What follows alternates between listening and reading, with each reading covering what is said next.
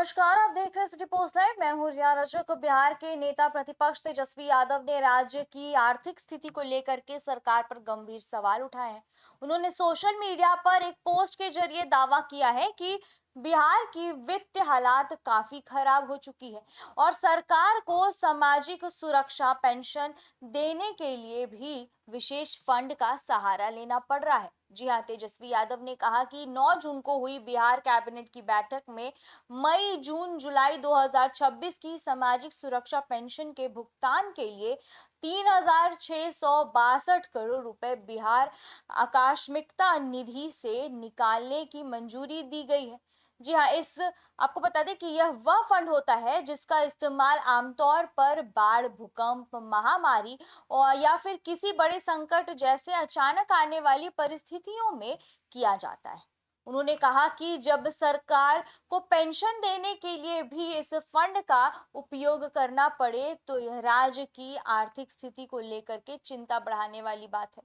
उनके अनुसार यह दिखाता है कि सरकार के पास नियमित खर्चों के लिए पर्याप्त धन की कमी हो रही है।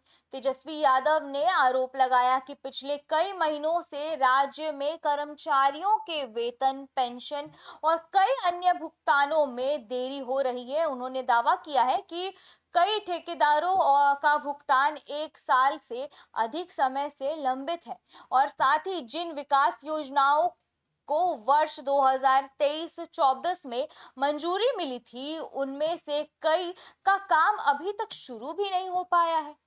उन्होंने यह भी कहा है कि राज्य में बिजली कटौती बढ़ गई है और छात्रों को मिलने वाली छात्रवृत्ति का पैसा समय पर नहीं मिल रहा है। इसके अलावा स्टूडेंट क्रेडिट कार्ड योजना भी सही तरीके से काम नहीं कर रही है। जी हाँ, तेजस्वी के अनुसार फंड की कमी के कारण सरकार ने बिहार राज्य फसल सहायता योजना को भी बंद करने का फैसला किया है। जी हाँ, राजद नेता ने कहा कि सरकार को यह बताना चाहिए कि लंबे समय से केंद्र और राज्य में एनडीए की सरकार होने के बावजूद ऐसी स्थिति क्यों पैदा हुई। जिन उन्होंने यह सवाल उठाया है कि जब डबल इंजन सरकार होने का दावा किया जाता है तो फिर राज्य के आर्थिक स्थिति को लेकर के इतनी शिकायतें क्यों सामने आ रही है। तेजस्वी यादव ने मुख्यमंत्री सम्राट चौधरी पर भी निशाना साधा। उन्होंने कहा कि मुख्यमंत्री को दूसरे मुद्दों पर बयान देने के बजाय राज्य की आर्थिक स्थिति पर खुलकर बात करनी चाहिए।